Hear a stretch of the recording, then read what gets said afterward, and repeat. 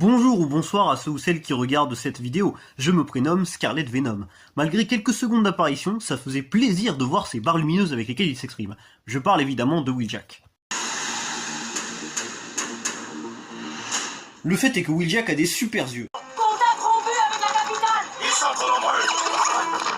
Wheeljack est connu pour être un inventeur, un concepteur ou encore un créateur. Donc en toute logique, il a sûrement intégré à ses yeux une vision permettant de voir sur plusieurs kilomètres le nombre d'ennemis exact. D'où le fait qu'il en voit plus. Comment ça j'invente? Le fait est que Wheeljack est un survivant.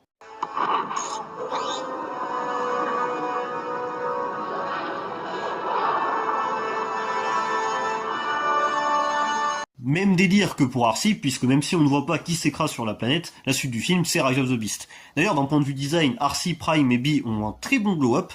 Du coup pour Wheeljack c'est pareil. Ah non, pas lui. Le fait est que Wheeljack est bien adapté visuellement.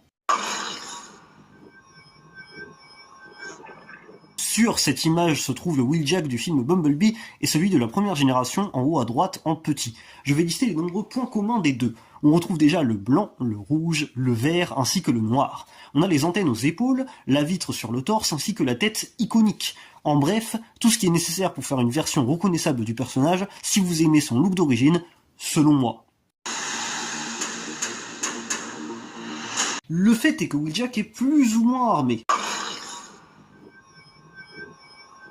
Le plus c'est parce qu'il possède un gun comme le Studio Series le prouve, et le moins c'est parce qu'il aurait pu avoir un lance-roquette en référence à la G1 comme le prouve ce concept art.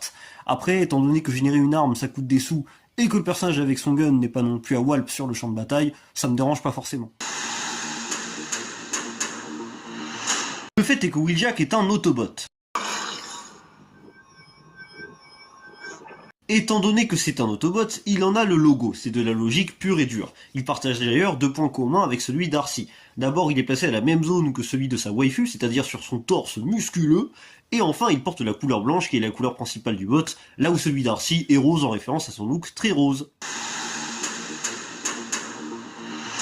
Le fait est que Wheeljack est un van de l'espace. Quand on voit le mot van dans le texte, on pourrait penser au mode combi du personnage dans Rise of the Beast. Mais il est marqué van cybertronien, et ça fait donc référence à ce véhicule, vu dans le premier épisode de la G1. D'ailleurs c'est une grande première, mais une figurine en lien avec ça a été faite récemment. Si on va du côté du film Bumblebee, il y a aussi ce mode comme référence sur un concept art. Au passage, la gamme Studio Series a décidé de s'attaquer au concept art comme avec Sunstreaker du film Bumblebee. Donc dites-moi si un Wheeljack de ce film, mais avec le mode van de l'espace, vous ferait kiffer. Le fait est que Wheeljack est une Stratos. Pour être exact, une Lancia Stratos de 1976. C'est bien évidemment une référence au mode alternatif de Wheeljack dans la première génération.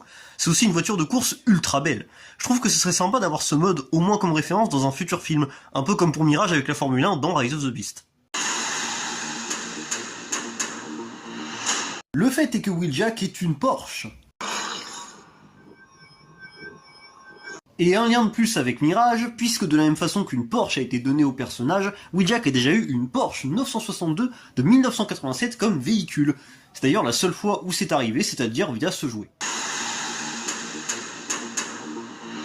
Le fait est que Wheeljack est une Mustang.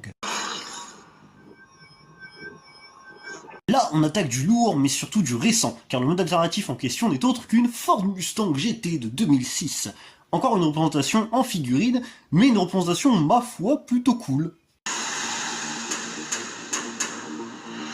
Le fait est que Wheeljack est une voiture de l'espace. Il y a un mode alternatif non dit sur le texte, et il s'agit d'un mode de voiture cybertronienne, comme dans le jeu vidéo Transformers Fall of Cybertron. C'est notamment le sublissime Studio Series qui le confirme, et qui est en plus en ma possession. Il est tellement beau! Pour conclure, je vous dirais que malgré la présence très limitée du personnage dans le film, les points l'entourant sont quand même vachement nombreux. Ne serait-ce que pour beaucoup de ces éléments visuels qu'on a trop peu vus au cinéma, ce Wheeljack mérite qu'on se souvienne de lui. Sur ce, ciao!